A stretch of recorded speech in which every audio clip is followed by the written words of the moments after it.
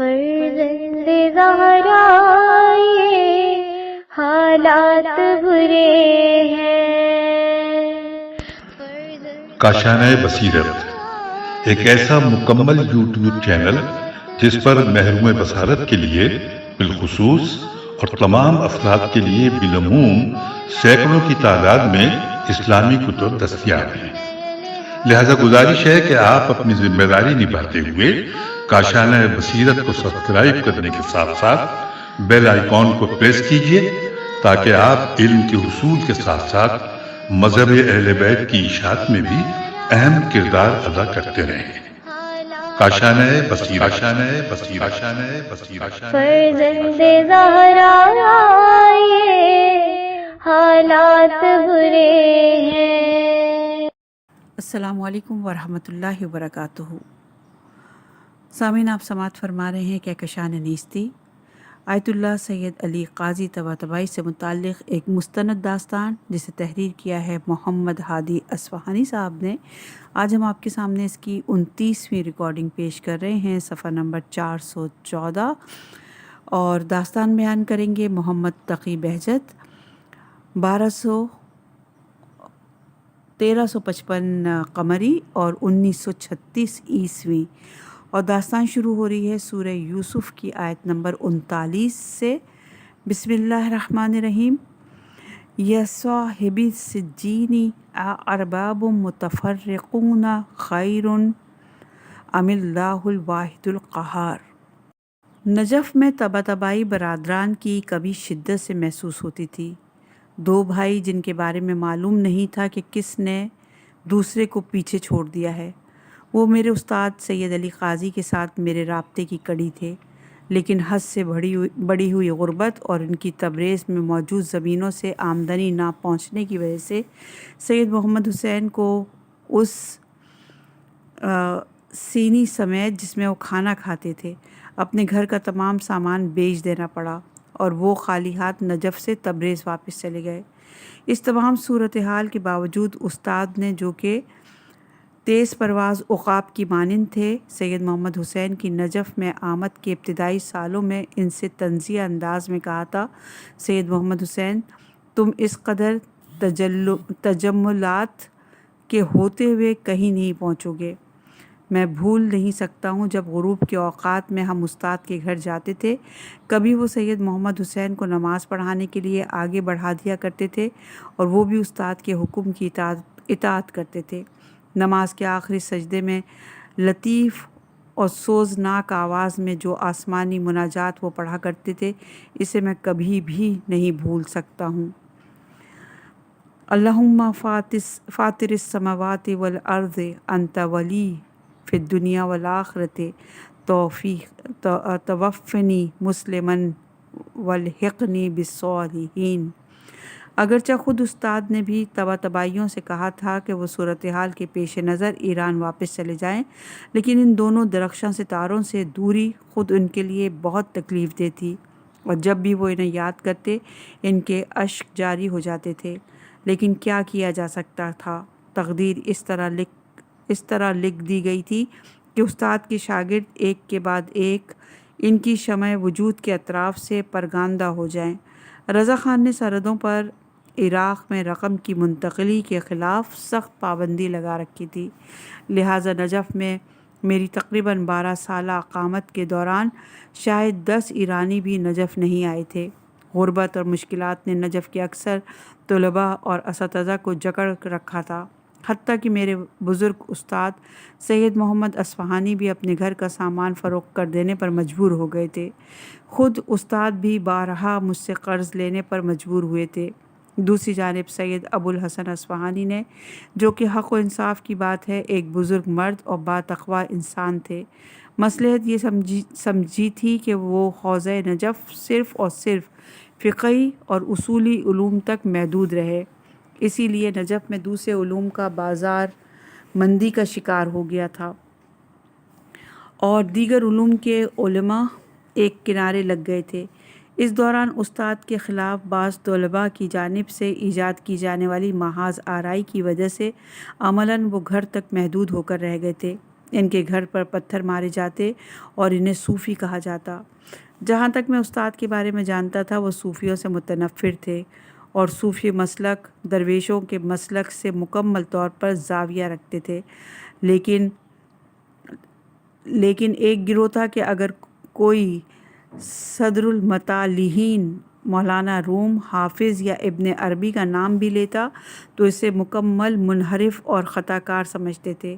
استاد کا بھی یہ عقیدہ تھا کہ ناممکن ہے کہ انسان اہل بیت علیہم السلام کی ولایت کے بغیر حق تعالیٰ کی توحید تک رسائی پا سکے، اسی لیے وہ سمجھتے تھے کہ ابن عربی اور مولانا روم وغیرہ کی باتوں میں تحریف کر دی گئی ہے، یا وہ تقیہ کرتے تھے۔ لیکن سید علی قاضی اس سلوک کے حقدار نہیں تھے، وہ آزاد فکر اور اہل حقیقت تھے، حوزے کے شہریہ کو قبول نہیں کرتے تھے کیونکہ وہ معتقد تھے کہ طلباء کو شہریہ دینے کا سلسلہ نظم اور پروگرام کے تحت ہونا چاہیے۔ سید ابو الحسن اصفہانی نے نجف کی علمی فضا کو یکساں بنانے کے لیے استاد کو پیغام دیا تھا کہ ان چند باقی ماندہ شاگردوں کے ساتھ ان کے درس فقہ میں شریک ہوں تاکہ وحدت ایجاد ہو سکے، نیز جدید فقہی آراء اور نظریات کا نتیجہ بھی واضح ہو سکے۔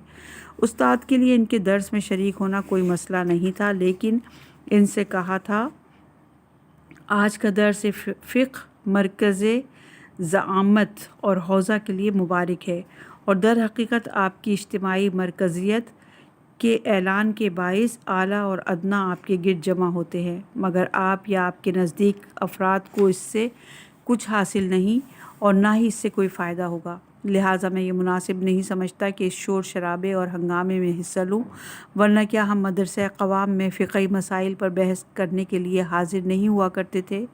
شاید سید ابو الحسن خود بھی یہ نہیں چاہتے تھے کہ ماجرا اس قدر دشوار ہو جائے، لیکن جو لوگ ان کے افکار کے مطابق نجف کی صورتحال کی اصلاح کرنا چاہتے تھے وہ استاد پر اس قدر دباؤ ڈالتے تھے کہ وہ گھر سے باہر نماز نہ ادا کر سکے، اور دوسری طرف جو بھی استاد کی مجلس میں حاضر ہوتا وہ سید ابو الحسن کی جانب سے طلباء کو ملنے والی تمام مراد سے محروم کر دیا جاتا تھا۔ تاریخ خود فیصلہ کرے کہ یہ ماجرا حوزے کی مجموعی مصلحت میں تھا یا نہیں، لیکن اس کے بعد جو کچھ پیش آیا وہ یہ تھا کہ ایک عارف و فقیہ کامل خانہ نشین ہوئے اور ان کی فعالیت انتہائی محدود ہو گئی، یوں کہ استاد نے ایک زمانے میں مجھے مشورہ دیا کہ میں ان کے دن کے اوقات میں ان کی خدمت میں آؤں تاکہ وہ مجھے کتاب صلاۃ سے فقہ کا درس خارج دیں۔ میں 2-3 دن ان کے گھر گیا اور کتاب وسائل کا باب صلاۃ کھولتے اور جب پہلی روایت پڑھنا شروع کرتے تو اس قدر روتے کہ درس کا سلسلہ ہی منقطع ہو جاتا۔ میں چند دن اس درس میں گیا، لیکن چونکہ مجھے فقہ کی ضرورت تھی میں نے محسوس کیا کہ یہ درس علمی حوالے سے میرے کام نہیں آ رہا، پس میں نے اسے ترک کر دیا، اگرچہ میں بعد میں اپنے اس عمل پر شدت سے پشیمان ہوا۔ ایک زمانے میں میں نے سوچا کہ اگر استاد کے دروس کی قدردانی کروں تو ان کی کیا قیمت ہوگی۔ میں اس نتیجے پر پہنچا کہ ان کے ہر درس کے لیے اس زمانے کے 1,00,000 تومان بھی کم ہے۔ اس وقت کے لحاظ سے یہ ایک بہت بڑی رقم تھی۔ استاد نے مجھے مکمل خاموشی کا حکم دے رکھا تھا، اور یہ دستور میرے والد کی جانب سے نماز شب کو ترک کر دینے کے خاص حکم کا مداوع کرتا تھا، لیکن کچھ لوگوں نے میرے والد کو بتایا تھا کہ تمہارا بیٹا نجف میں ایک صوفی سے رابطے میں ہے، وہ سمجھتے تھے کہ اس صوفی کی باتیں ماننے کی وجہ سے نماز شب ہے، اس لیے انہوں نے مجھے نماز شب پڑھنے سے منع کر دیا تھا۔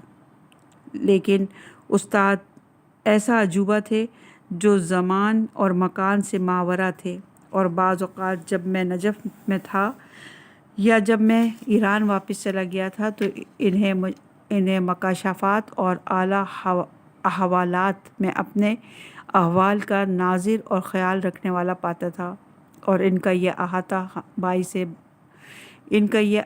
احاطہ باعث بنتا تھا کہ عالم کی دوسری جانب ہمارا باہمی رابطہ دوسروں کی نظروں سے پوشیدہ رہتے ہوئے برقرار رہے۔ میں وہ ماجرا بھول نہیں سکتا جو دور و نزدیک کے مسائل پر ان کے احاطے کو ظاہر کرتا ہے۔ ایک مرتبہ کچھ لوگ ان کے پاس آئے اور انہوں نے ہندو کافر لڑکے کے بارے میں ان سے دریافت کیا جو ایک شیعہ لڑکی کی محبت میں گرفتار ہو گیا تھا۔ انہوں نے بتایا کہ اس لڑکی سے شادی کے لیے لڑکے نے وعدہ کیا ہے کہ وہ شیعہ ہو جائے گا، کیا ہم اس کی بات مان لیں اور لڑکی کا نکاح اس سے کر دیں؟ باعث تعجب ہے کہ استاد نے مختصر غور و فکر کے بعد ہندوستان میں شائع ہونے والے ایک انگلش مجلے کا نام لیا اور کہا اگر وہ اس پر تیار ہو کہ اس کے شیعہ ہونے کی خبر اس میگزین میں عمومی طور پر شائع ہو جائے تو لڑکی اس سے بیاہ دیجیے۔ اس واقعے کی عجیب بات یہ تھی کہ نجف میں استاد کے پاس اس مجلے کا ایک ورق بھی نہیں پہنچتا تھا، پھر انہیں ہندوستانی مجلے یا جو کہ انگریزی زبان میں ہو اس کے بارے میں کیسے معلوم ہو سکتا تھا؟ آخرکار وہ جوان آمادہ نہیں ہوا کہ یہ بات عام طور پر نشر ہو اور وہ شادی نہیں ہوئی، لیکن غموں کی کوئی انتہا نہیں تھی۔ ان کے تمام علمی اور معنوی کمالات کے باوجود ان کی قدر نامعلوم رہی۔ جو بھی ان کے درس میں جاتا نجف میں انگشت نما ہو جاتا اور بہت سے لوگ ان کا مذاق اڑاتے یا کبھی انہیں دھمکیاں دیتے تھے، یہاں تک کہ دباؤ، گالم گلوچ اور ان کے دروازے پر پتھر مارے جانے کے باعث جب کوئی ان کے گھر سے باہر نکلنا چاہتا تو کچھ رک کر گلی میں دیکھتا تھا کہ کہیں کسی نے اسے سید علی قاضی کے گھر سے نکلتے ہوئے دیکھ تو نہیں لیا۔ ان سب کی وجہ سے میرا ان سے شخصی رابطہ کم ہوتا گیا، لیکن میں کبھی کبھی ان کی خدمت میں حاضر ہو جاتا اور کبھی اپنے سوالوں کو لکھ کر شیخ عباس کوچانی کے ذریعے بھیج دیتا تھا کہ جواب تحریری شکل میں حاصل کر سکوں۔ اگرچہ میں اپنے سوال حضوری طور پر ان سے دریافت نہیں کر سکا، لیکن وہ کبھی بھی انہیں بے جواب نہیں رہنے دیتے تھے۔ ان کے درس کے دوران جب میں مکمل خاموشی اختیار کیے ہوئے تھا، اگر میرے ذہن میں کوئی سوال آتا تو وہ اپنی فراست سے اسے بے جواب نہیں رہنے دیتے تھے، اور باعث حیرت ہے کہ کہتے تھے کہ وہ شیخ محمد تقی گیلانی کے سوال کا جواب شیخ عباس کوچانی حوزے کی فضا اور وہاں موجود محدودیت کو زیادہ اہمیت نہیں دیتے تھے، اور البتہ بعض مصلحتیں تھیں کہ جن کی وجہ سے وہ استاد کی خدمت میں زیادہ آمد و رفت کیا کرتے تھے۔ استاد کی عمر کے باقی ماندہ چند سالوں میں ان کے شاگردوں کا تیسرا حلقہ ان سے متصل ہوا۔ وہ لوگ جنہیں استاد کے خلاف حوزے کے مشتعل اور خوفناک ماحول کی کوئی پرواہ نہیں تھی اور وہ شہریہ نہ ملنے کی اضافی مشکلات کے ساتھ زندگی بسر کرتے تھے۔ استاد کے شاگردوں کے 3 حلقے تھے، ان میں سے ہر ایک نے ان کے وجود کے کسی ایک پہلو کا مشاہدہ کیا تھا۔ ان کے شاگردوں کے پہلے حلقے میں مسقطی، علی محمد برجردی، سید ہاشم حداد اور مرزا محمد عرب جیسے قدیم شاگرد تھے۔ دوسرے حلقے میں نمایاں افراد طباطبائی برادران اور شیخ محمد تقی عاملی تھے، جبکہ تیسرے حلقے میں سید عبد الکریم کشمیری، نجابت، سید عباس کاشانی، مرزا ابراہیم شریف سیستانی جو کہ استاد کے داماد بنے تھے، اور بعض دوسرے چند افراد شامل تھے۔ پہلے اور دوسرے حلقے کے شاگردوں کے لیے استاد کی نصیحتیں اور دروس معرفت نفس کے محور پر بھی تھے، لیکن تیسرا حلقہ جس میں بہت کم افراد شامل تھے وہ استاد بھی ضعیف اور خانہ نشین تھے۔ ان مشکلات کے علاوہ سید ابو الحسن کی خواہش کی رعایت کرتے ہوئے ان امور کے چند کلیات بیان کرتے اور زیادہ تر شاگردوں کو اپنی قوت اور نفس الہی سے عالم کے باطن میں انفسی سیر کرواتے تھے۔ اب ان کا باہر آنا جانا بہت کم ہو گیا تھا اور وہ اپنے گھر میں نماز جماعت قائم کرنے اور خاموشی کے ساتھ مخصوص و محدود دروس پر اکتفا کرتے تھے، محدود دستور دیتے اور اپنی عمر کے آخری حصے میں اپنے شاگردوں کی معنوی سیر کو زیادہ تر واجبات ادا کرنے اور محرمات ترک کرنے کی جانب مبذول کرواتے تھے۔ ان کا کہنا تھا اگر کوئی نماز کو اول وقت میں ادا کرے اور اعلیٰ مقامات تک نہ پہنچے تو مجھے لعنت کرے۔ اسی لیے جب شاگرد واجبات اور محرمات کے حوالے سے کاربند ہو جاتا تو اسے اعلیٰ مقامات کے ادراک کے لیے مستعد کرتے اور جو ان مراحل کی صلاحیت پا لیتا اسے اذکار اور توجیہات دیا کرتے تھے۔ حتیٰ سید ابو الحسن کا زیادہ سے زیادہ ساتھ دینے کے لیے وہ جو عمومی احکام چاہتے تھے کہ سب شاگرد ان پر عمل کریں، انہیں تحریری شکل میں دینے پر اکتفا کرتے اور شاگرد ان کے نقول بنا لیتے تھے۔ وہ توحید کے تیز پروار عنقا تھے جس نے زمان اور مکان اور کون و مکان کو پیچھے چھوڑ دیا تھا، اور کثارت سے جنم لینے والے اتار چڑھاؤ اور پریشانیوں نے ان پر اور ان کی آسمانی قلب کی روشنی پر کوئی منفی اثر نہیں ڈالا تھا۔ میں کیا کروں کہ ایسا کوئی قوی قلم نہیں جو قاضی کو ان بلندیوں سے جن میں وہ سیر کرتے تھے شکار کر کے شعور تاریخ کے لیے تحریر کرے۔ ہاں، ہزار افسوس کہ ہم حضرت استاد کے لیے ان کی شان کے مطابق کچھ نہیں کر سکے۔ صفحہ نمبر ہے 420 اور داستان بیان کر رہے ہیں سید ابوالقاسم خوئی، اور 1356 قمری 1937 عیسوی۔ داستان شروع ہو رہی ہے سورہ کہف کی آیت نمبر 75 سے۔ بسم اللہ الرحمن الرحیم۔ الم اقل لک انک لن تستطیع معی صبرا۔ میرے حال اور احوال بالکل بدل گئے تھے۔ میرے سویدائے دل سے ایک جوش اور خروش کا آغاز ہوا تھا جس کی مثال میری زندگی میں نہیں ملتی تھی۔ ظہر سے پہلے میں زیارت امین اللہ پڑھنے کے لیے حرم مطہر میں شرف یاب ہوا کرتا تھا۔ اس دن جب میں باب سلطانی سے حرم میں داخل ہوا تو میں نے اچانک ایک عجیب منظر دیکھا۔ میں صحن کو عجیب و غریب جانوروں سے بھرا ہوا دیکھ رہا تھا، گائے، گوسفند اور بچھڑا وغیرہ۔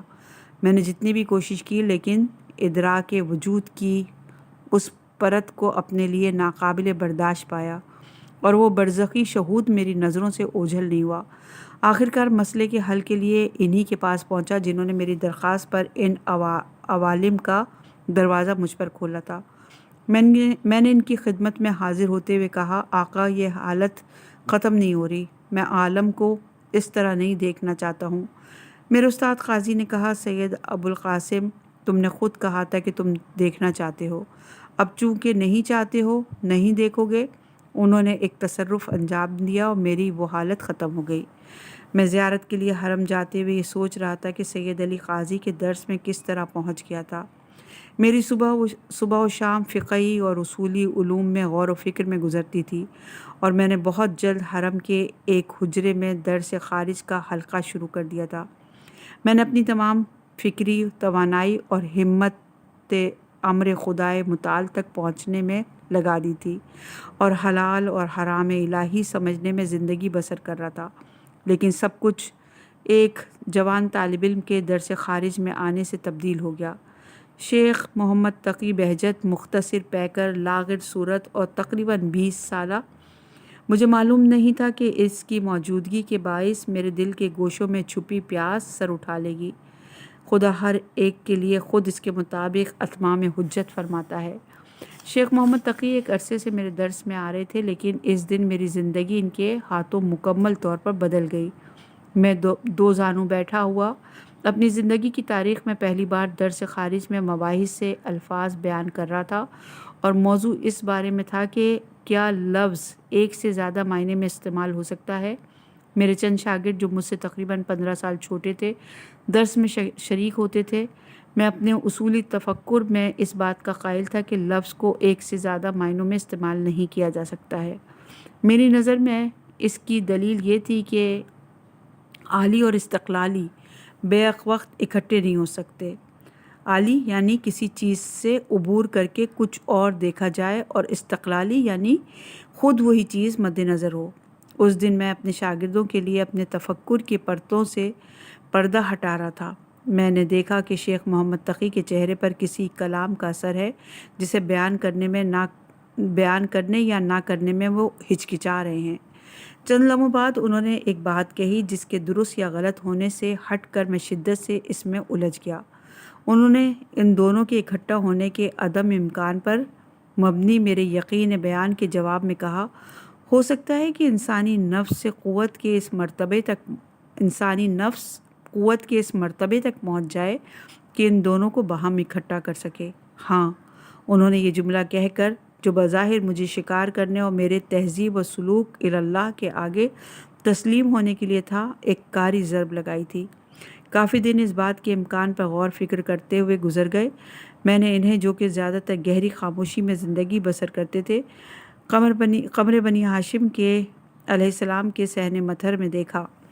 ان کے احوالات اور مراقبہ انسان کو لرزہ بردام کر دیتا تھا۔ میں نے پوچھا اس مقصد تک پہنچنے اور تجرد کے اس درجے اور تسلط تک پہنچنے کا راستہ کیا ہے؟ انہوں نے کچھ وضاحتوں کے بعد جواب دیا، استاد سید علی قاضی طباطبائی کے آگے زانو تہ کرنا۔ میں انتہائی شوق کے عالم میں ان کی خدمت میں پہنچا اور کچھ عرصے تک ان کے دستورات پر عمل کرتا رہا۔ مجھے یاد ہے کہ شروع میں جب میں ان کے پاس جاتا تھا تو ان کی ایک عمومی محفل میں ایک گدڑی پوش فقیر انتہائی میلے لباس میں بیٹھا ہوتا تھا۔ جب مجلس تمام ہوئی تو فقیر نے اپنی چائے پی اور استاد کے شاگردوں نے جو رقم اس کے سامنے رکھی تھی وہ اپنے دشداشے کی جیب میں رکھی، اور چونکہ وہ بوڑھا اور کمزور تھا اور جب اس نے اٹھنا چاہا تو استاد نے مجھ سے کہا کہ دوسروں سے بہتر اور قیمتی لباس میں وہاں موجود تھا، کہا ابو القاسم ان صاحب کو اٹھنے میں مدد دو۔ لیکن میں نے جو جوانی اور غرور میں مبتلا تھا کچھ سوچا اور اپنی جگہ بیٹھا رہا۔ استاد نے جیسے ہی میرے انکار کو دیکھا اپنی جگہ سے اٹھے اور فقیر کے بغل میں ہاتھ دے کر اسے گلے لگایا اور دروازے تک اسے چھوڑنے گئے۔ مجھے اس بات سے سخت شرمندگی ہوئی۔ اس کے بعد استاد جب بھی مجلس ختم ہوتی اپنی جگہ سے اٹھتے اور میرے جوتوں کو سیدھا کر دیتے تھے۔ بات یہاں تک پہنچ گئی کہ درس میں جانے کے لیے میں جوتے بغل میں دبا کر اندر جاتا تاکہ استاد انہیں صاف یا سیدھا کرنے نہ پائیں۔ وہ یہ سب بات کام کرتے تھے تاکہ مجھے سمجھا سکے کہ وہ میرے علمی مرتبے کو نظر انداز نہیں کرنا چاہتے ہیں، بلکہ کیونکہ تہذیب اور معنوی حرکت کے لیے انانیت کا بت ٹوٹ جانا ضروری ہے۔ وہ بہترین صورت میں یہ کام انجام دیتے تھے۔ کچھ عرصے بعد جب میں تجرد اور عالم اسرار میں ان کے احوالات اقتدار اور رفعت سے مطلع ہوا تو ان سے درخواست کی کہ مجھے وہ دستور عمل سکھائیں جس کی بنا پر میں اپنی آئندہ کی زندگی کا مشاہدہ کر سکوں۔ انہوں نے مجھے 40 کا ایک دستور دیا۔ ماہ شعبان کی 13ویں شب سے ماہ رمضان کی 23ویں شب تک ہر شب سورہ قدر کی 1000 مرتبہ خاص آداب کے ساتھ تلاوت۔ میں نے امیر المومنین علیہ السلام کے حرم مطہر کے صحن میں واقع حجروں میں سے ایک میں 40 دن تک یہ دستور انجام دیا۔ آخر میں اچانک میرے نگاہوں پر پڑے حجاب برطرف ہو گئے۔ میں نے اپنے دروس کو دیکھا جن کی تعداد اور مجموعے میں اضافہ ہوتا جا رہا تھا۔ لوگوں اور طلباء میں میری محبوبیت، اور پھر جب میں ممبر پر بیٹھا ہوا تھا ہزاروں لوگوں کو دیکھ رہا تھا جو میری گفتگو سن رہے تھے۔ اپنی مرجعیت کی تصویر اور اس کا انعکاس لوگوں کی آنکھوں میں دیکھ رہا تھا جن میں آیت اللہ العظمیٰ سید ابو القاسم خوئی کا نام نقش تھا۔ عظیم مرجعیت، فتوے اور بہت سے مقلد۔ اس کے بعد میں نے باعثیوں کو دیکھا جو مجھے 10 بستہ زندان میں لے جا رہے تھے اور میرے گھر والے رو رہے تھے۔ ان کے مقابلے پر کچھ لوگ جو قیام کر رہے تھے اپنے خون میں غلطہ تھے۔ میں نے خود کو اسیر دیکھا، دل شکستہ دیکھا، دنیا، لوگوں اور مرجعیت سے کٹا ہوا دیکھا۔ عراق کی نیمہ شعبان کا انتقاضہ یعنی تحریک آزادی اور بہت سے دوسرے واقعات متحرک تصاویر کی مانند میری آنکھوں کے سامنے سے گزر رہی تھیں، یہاں تک کہ میں نے حرم کے اسپیکروں سے بلند ہونے والی آواز سنی۔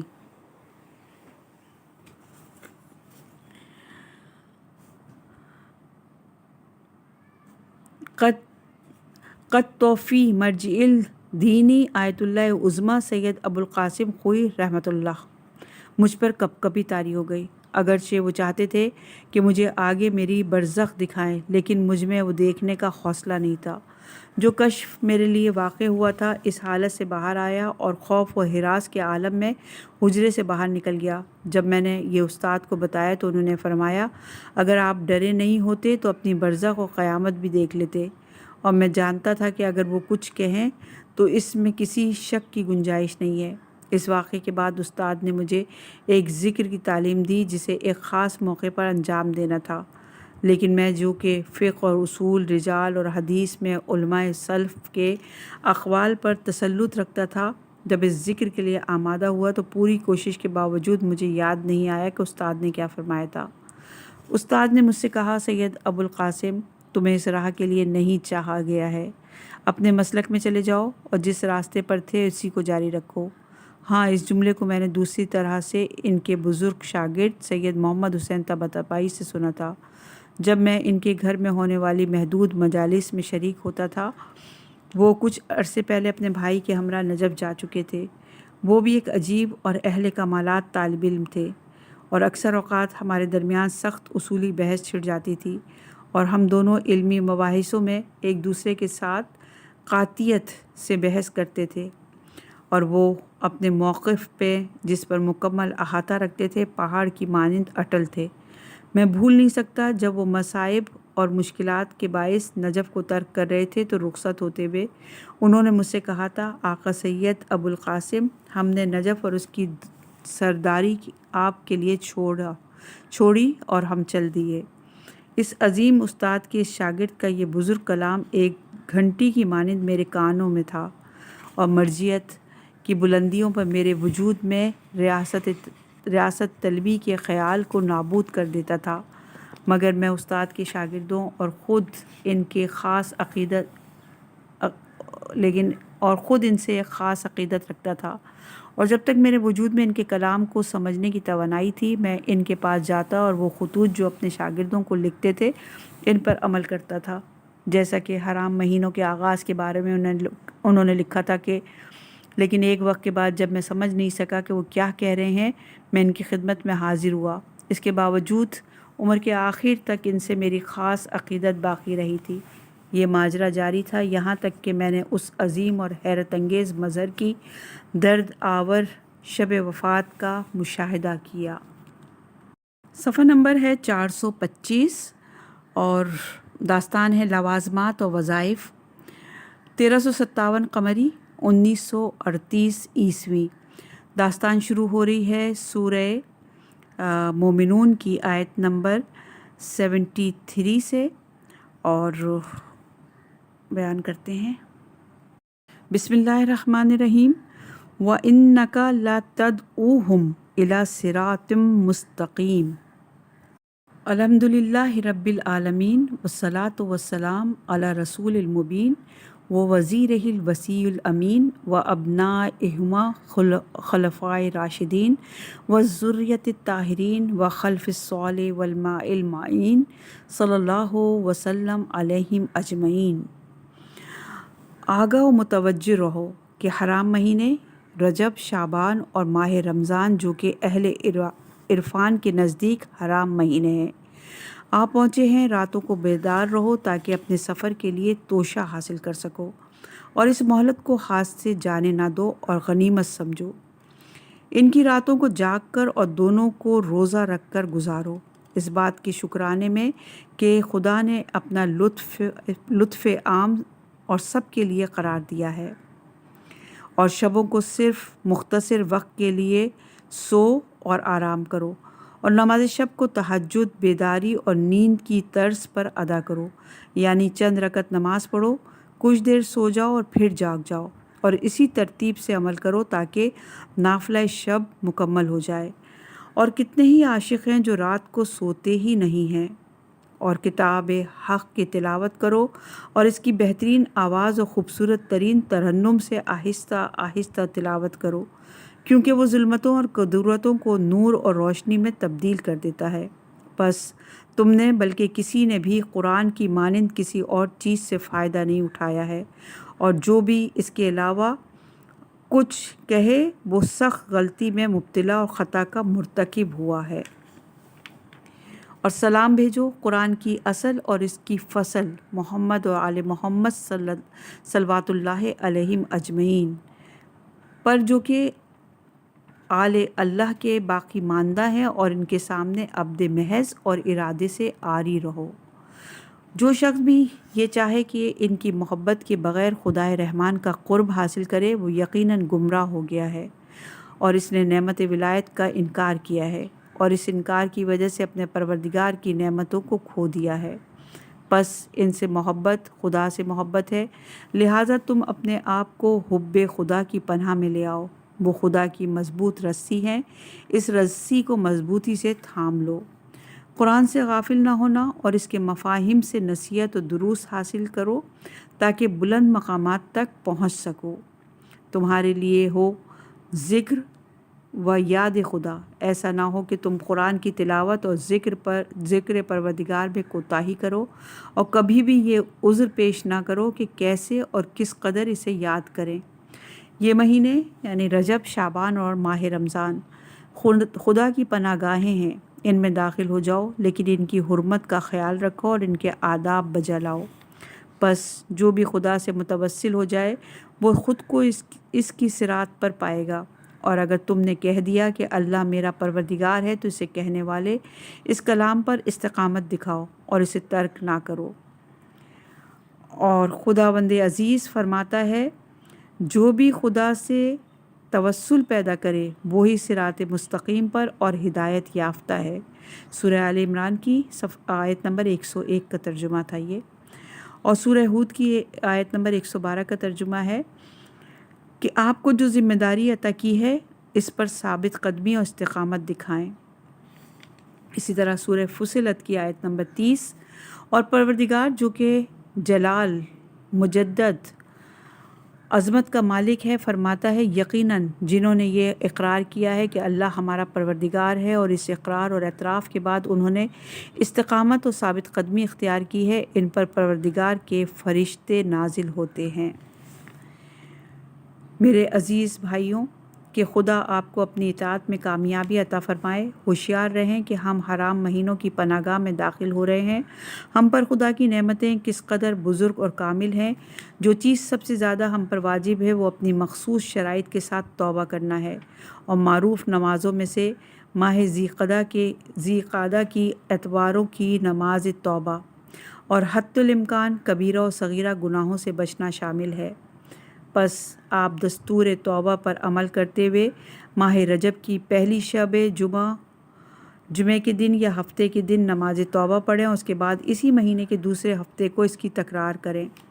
پھر آپ اپنے لیے مراقبے کو لازمی قرار دیجئے، چاہے وہ مراقبہ صغریٰ ہو یعنی اپنے نفس کو ہر اس چیز سے روکنا جسے انجام دینے سے خدا راضی نہیں ہے، یا مراقبہ کبریٰ ہو جسے محبوب پسند نہیں کرتا، اس سے دل کو باز رکھنا اور اپنے آپ کو محاسبے یعنی نفس سے حساب طلب کرنا، معاتبے لغزش کی صورت میں سرزنش کرنا، اور معاقبے یعنی گناہ انجام دینے کی صورت میں نفس کو تنبیہ کرنا پر مجبور اور آمادہ کریں۔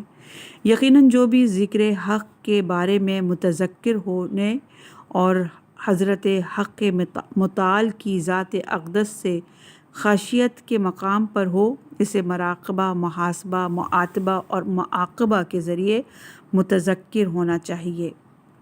اس مرحلے کے بعد اپنے دلوں کو خدا کی جانب متوجہ کریں اور اپنے گناہوں کی بیماریوں کا مداوع کریں، اور استغفار کے وسیلے سے اپنے عیوب کی بڑائی اور سنگینی کو گھٹائیں۔ حریم الہی کو توڑنے سے پرہیز کریں اور ہتک حرمت نہ کریں، کیونکہ بلا شبہ ایسا شخص نظام تکوین میں بے آبرو اور رسوا ہے، اگرچہ خدا اپنے کرم کی بدولت ظاہری طور پر اس کی عزت بچائے رکھتا ہے۔ ایسے دل کی نجات پانے کی امید کیوں کر ہو سکتی ہے جس میں شبہات داخل ہو گئے ہوں؟ کیسے ممکن ہے کہ اس پر اثر ڈالا جا سکے تاکہ متقین کے راستے پر چلے اور محسنوں کے مقام تک رسائی پائے، اور ان کے ساتھ ناخوشگوار پانی کے چشمے سے پی سکے؟